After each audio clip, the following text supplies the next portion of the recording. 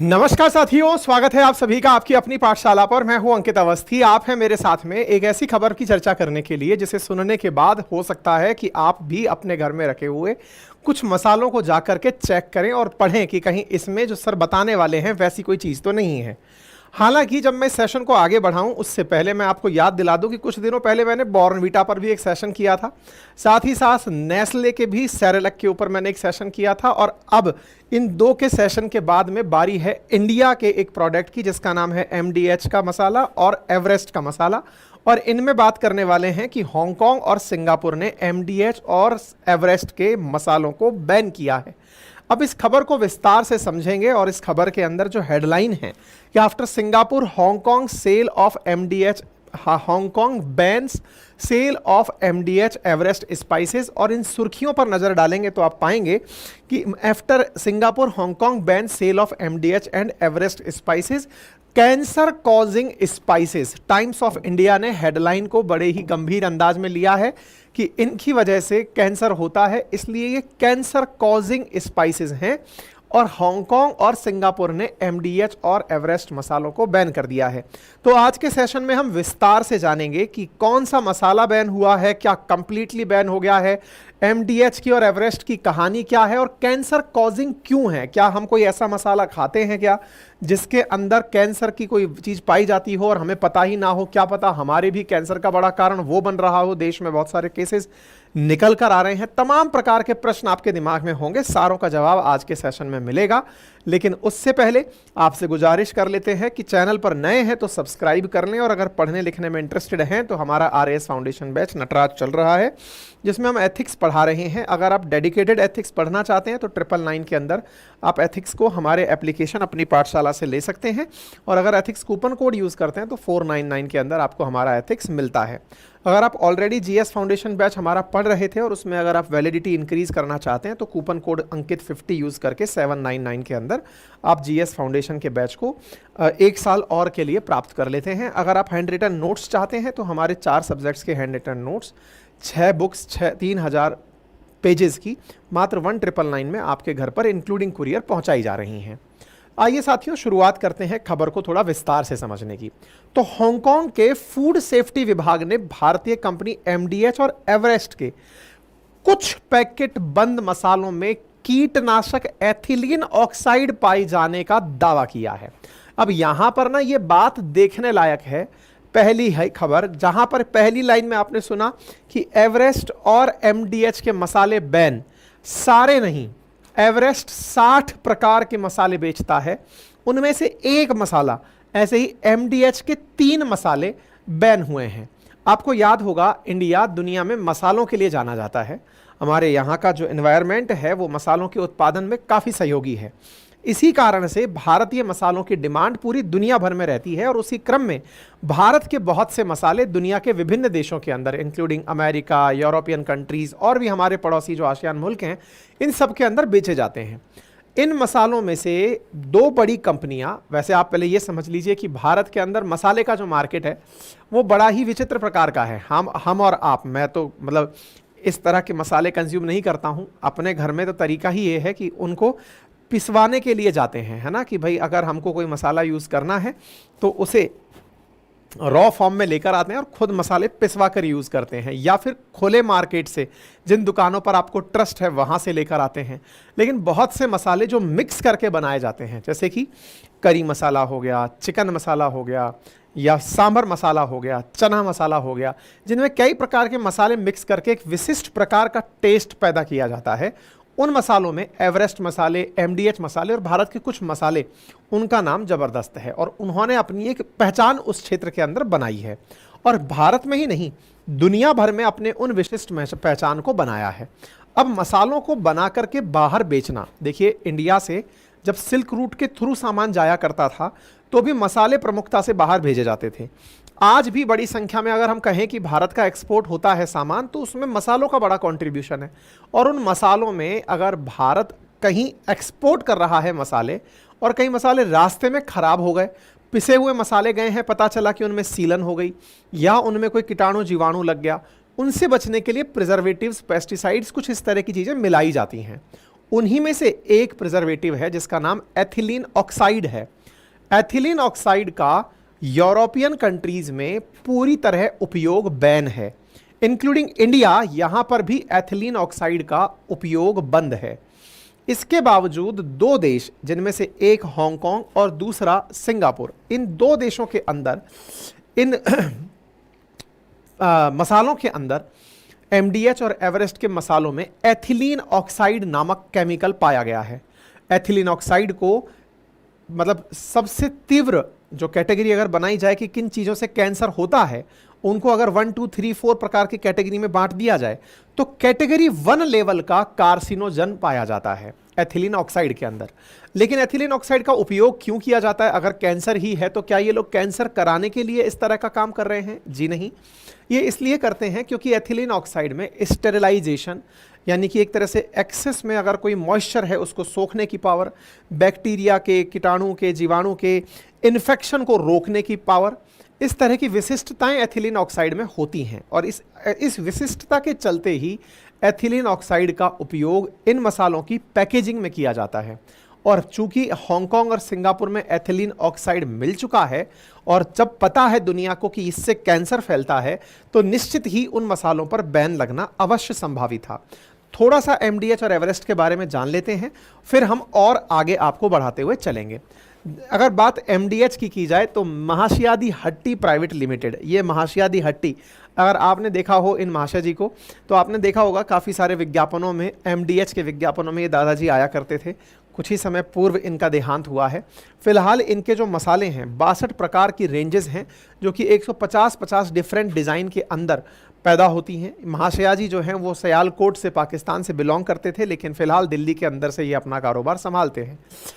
बढ़िया कारोबार है एमडीएच मसाले का। इंडिया में सेकंड लार्जेस्ट मार्केट है। इसी प्रकार से एमडीएच के बहुत सारे वैरायटी ऑफ प्रोडक्ट्स मार्केट के अंदर आती हैं। साथ ही साथ अगर एमडीएच की बात की जाए तो एमडीएच का सांभर मसाला और करी मसाला, इनके ऊपर सबसे ज़्यादा एथिलीन ऑक्साइड के उपयोग का दावा किया गया है। इसी प्रकार से इंडिया का जो नंबर 1 ब्रांड है स्पाइसेस में, उसका नाम एवरेस्ट मसाला है। और एवरेस्ट मसाला जो कि महाराष्ट्र से बिलोंग करता है, श्री वादीलाल भाई शाह के द्वारा इसको शुरू किया गया था। 1967 में इसको शुरू किया गया था। वर्तमान में यह इंडिया का सबसे बड़ा ब्रांड बनकर के मसालों के सेक्टर में काफ़ी बड़ा नाम अपना रखता है। और इनका प्रोडक्शन जो है वो दुनिया भर में, मतलब अपने प्रोडक्ट्स को बेचने के अंदर काम में लिया जाता है। अगर हम भारत में ब्रांडेड प्रोडक्ट्स की बात करें तो ब्रांडेड प्रोडक्ट्स में एवरेस्ट नंबर 1 पर आता है और एमडीएच दूसरे नंबर पर आता है। तीसरे नंबर पर शक्ति मसाला, फिर आची और फिर ईस्टर्न मसाला प्रकार के आते हैं। हमारे यहाँ पर जो अनऑर्गेनाइज्ड सेक्टर है मसालों के अंदर, उनका ज़्यादा मार्केट है। अगर हम बात की ग्रोथ की करें तो एमडीएच, एवरेस्ट निरंतर अपनी ग्रोथ में इंक्रीमेंट ही देखते हुए पाए गए हैं। वहीं पर ये ईस्टर्न, ये कॉन्डिमेंट्स और आची, इन्होंने कुछ खासा सुधार नहीं किया है मार्केट के अंदर। इंडियन स्पाइस मार्केट की अगर हम चर्चा करें तो 2022 में जहां ये 87,000 करोड़ का मार्केट था, ये 2030 तक बढ़कर 2 लाख करोड़ का मार्केट हो जाएगा, ऐसा विशेषज्ञों का मानना है।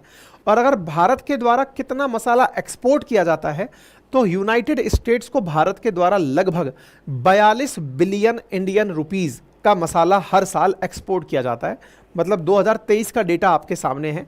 सेकंड लार्जेस्ट हम बांग्लादेश को, फिर हम यूएई को, फिर श्रीलंका, यूके, सऊदी अरब, जर्मनी और सिंगापुर। हम सिंगापुर को भी बड़ी मात्रा में हमारे मसाले एक्सपोर्ट करते हैं, क्योंकि हमारे मसालों के अंदर एक विशिष्ट प्रकार की सुगंध होती है, एक विशिष्ट प्रकार का टेस्ट होता है, इसलिए दुनिया भर में इनकी डिमांड रहती है। सिंगापुर ने इन्हीं मसालों में से फिश करी जो मसाला है उसमें पेस्टिसाइड की प्रेजेंस लेवल से अधिक होने के कारण बैन किया है। इसी प्रकार से हांगकांग ने एमडीएच और एवरेस्ट के मसालों के अंदर एथिलीन ऑक्साइड की मात्रा होने पर बैन किया है। सिंगापुर के पीछे पीछे हांगकांग चल पड़ा। एमडीएच के 3 और एवरेस्ट के 1 मसालों में एथिलीन ऑक्साइड का पाया जाना। कौन कौन से मसालों में? एमडीएच का मद्रास करी मसाला, एमडीएच का सांभर मसाला और एमडीएच का करी मसाला। इनके अंदर पेस्टिसाइड, एथिलीन ऑक्साइड, कार्सिनोजेनिक। अच्छा, अब आप में से कुछ लोग ये पूछ सकते हैं कि ये चीज़ डाली ही क्यों गई जब ये बैन है। तो मैंने आपको शुरुआत में भी बताया और फिर से एक बार बता रहा हूँ, इनके अंदर ये जो नेचर पाई जाती है मसालों के अंदर, ये सॉरी एथिलीन ऑक्साइड के अंदर, कि ये प्रिजर्वेटिव की तरीके से भी लोग यूज़ कर ले रहे हैं। क्योंकि मसाले की जब पैकेजिंग होती है तो उसमें थोड़ी भी मॉइस्चर उस मसाले के स्वाद को ख़राब कर सकती है। इसकी हल्की सी मात्रा उस मॉइस्चर को सोखने का काम कर सकती है, इसलिए संभवतया इसको मिलाया गया हो। हालांकि अभी इसकी जांच चल रही है। इतने सारे मसालों में से जब 60 टाइप्स ऑफ मसाले आते हों और किन्हीं 3 में ही अगर ये मसाले मिले हों, 3 में ही एथिलीन ऑक्साइड मिला हो, तो ये भी एक अपने आप में डाउट का मतलब मुद्दा है। हो सकता है कि लोकल लेवल पर ये नकली प्रोडक्शन होता हो इसका, मतलब कि हो सकता है कि इसका प्रोडक्शन उनके द्वारा कराया ही ना जाता हो, लोकल लेवल पर प्रोड्यूस होता हो। कुछ लोग जो हैं नकली माल बनाकर बेचते हों, हो सकता है, क्योंकि बाकियों में भी मिलता अगर ऐसा होता तो केवल 3 में ही क्यों मिला, ये अपने आप में एक प्रश्न छोड़ता है। हालांकि फिर भी इसी प्रकार से एवरेस्ट के फिश करी मसाला के अंदर यह पेस्टिसाइड पाया गया है। तो ये 4 मसाले हैं कुल मिलाकर के, एमडीएच के और एवरेस्ट के, जिनके अंदर ये मसाले के अंदर एथिलीन ऑक्साइड पाया गया है। ठीक है साहब। एथिलीन ऑक्साइड जो कि ग्रुप 1 कार्सिनोजेनिक है, कार्सिनोजेनिक मतलब जिसकी वजह से कैंसर होता हो, तो ग्रुप 1 कार्सिनोजेनिक है। इसके बारे में अब थोड़ा सा हम जान लेते हैं। एथिलीन ऑक्साइड जिसका उपयोग पहले कृषि, health care, food processing industry में बहुतायत में होता था। हाल ही के दिनों में इसका उपयोग थोड़ा प्रतिबंधित हुआ है, जब से यूरोपियन देशों के द्वारा, यूरोपियन यूनियन के द्वारा इसके उपयोग पर बैन किया गया है। क्योंकि इससे ये पता चला था कि ये ग्रुप 1 लेवल का कार्सिनोजेनिक है, यानी कि एक ऐसा कार्सिनोजेनिक जो इंसान के संपर्क में आते ही उसमें कैंसर कॉज कर सकता है। आप देख सकते हैं कार्सिनोजेनिक्स को, अगर हम कार्सिनोजेनिक मतलब कैंसर को पैदा करने वाले कारक, उनको ग्रुप 1, 2, A, 2, B, 3 और 4 के अंदर बांटा जाए तो कार्सिनोजेनिक टू ह्यूमंस के अंदर इसका नाम सबसे पहले आता है। तो एथिलीन ऑक्साइड को सबसे खतरनाक उनमें से कंसीडर किया जाता है। ठीक है साहब। अब दुनिया भर में यूरोपियन यूनियन ने इसको 1991 में से ही बैन किया हुआ है। 2011 के अंदर फूड और फीड एप्लीकेशंस के अंदर यूरोपियन यूनियन ने इसको बैन किया हुआ है। इसके साथ साथ भारत में भी एथिलीन ऑक्साइड खाद्य पदार्थों में बैन है। अमेरिका भी 2023 में भारत के ऊपर आरोप लगा चुका है कि आपके मसालों के अंदर कुछ साल्मोनेला पॉजिटिव पदार्थ की प्रकार की चीज़ें पाई जा रही हैं। साल्मोनेला पॉजिटिव यानी कि जिसकी वजह से वो बैक्टीरिया जिससे डायरिया और पेट दर्द होता हो, ऐसी चीज़ें अमेरिका ने भी लास्ट ईयर हम पर क्लेम की थी इन्हीं एवरेस्ट और एमडीएच जैसे मसालों के ऊपर कि आपके मसालों में कुछ ऐसा पदार्थ पाया जा रहा है। कुल जमा बात यह है कि भारत के द्वारा सेफ्टी स्टैंडर्ड्स की अगर पालना हो तो अंतर्राष्ट्रीय स्तर पर भारत का मार्केट खराब नहीं होगा। अदरवाइज कॉम्पिटिटिव युग में कोई और दूसरा आकर के इस मार्केट को ग्रैब करके ले जाएगा। हालांकि फिलहाल के लिए वेंडर्स को इनके सेल्स और प्रोडक्ट्स को हटाने का आदेश दे दिया गया है। फूड सेफ्टी रेगुलेटर जो इंडिया में है वो भी अब इस पर प्रॉपर तरीके से जांच करेगा कि क्या भारत में जो मसाले बिक रहे हैं वो तो कहीं ऐसा नहीं है कि वो भी एथिलीन ऑक्साइड के साथ बिक रहे हों। इसीलिए food safety and standard authority of India मसालों के कई सैंपल्स चेक करने वाला है, ऐसा हाल ही में जानकारी निकल कर आई है। 3-4 दिन के अंदर सैंपल कलेक्ट हो जाएंगे और 20 दिन में इनकी लैब रिपोर्ट्स आ जाएगी और अगर हानिकारक तत्व निकल कर आता है तो कंपनियों के खिलाफ सख्त कार्रवाई की जाएगी। पहले भी कंपनियों के द्वारा सैंपल टेस्टिंग होती रही है, लेकिन इस बार ज़्यादा सैंपल कनेक्ट किए जाएंगे ताकि उनमें से प्रॉपर तरीके से जांच की जा सके। जब कंपनी से पूछा गया तो कंपनी ने अपने तरफ से यही कहा कि हमारा केवल एक प्रोडक्ट रिकॉल हुआ है। एवरेस्ट ने कहा कि हमारे ऊपर बैन नहीं लगा है, केवल हमारा फिश करी मसाला रिकॉल किया गया है कि इसे ना बेचा जाए। अभी हम इस पर अपना स्पष्टीकरण दे देंगे और अपनी तरफ से पूरी जांच रिपोर्ट्स जांच एजेंसी के सामने रख देंगे, उसके बाद हम कुछ और कहेंगे। यानी कुल जमा बात यह है कि खाद्य पदार्थों को लेकर दुनिया में बढ़ती हुई अवेयरनेस आपके लिए फ़ायदेमंद ही है, क्योंकि अल्टीमेटली आपको खाद्य पदार्थों में क्या उचित और अनुचित है इसकी जानकारी प्रॉपर तरीके से मिलती रहती है। फिलहाल के लिए इतना ही। अपना ख्याल रखें। चैनल पर नए हैं तो सब्सक्राइब कर लें। बाकी हमारे कोर्सेज अपनी पाठशाला एप्लीकेशन पर उपलब्ध हैं विद डेमो, आप जाकर उन्हें ज्वाइन कर सकते हैं। धन्यवाद।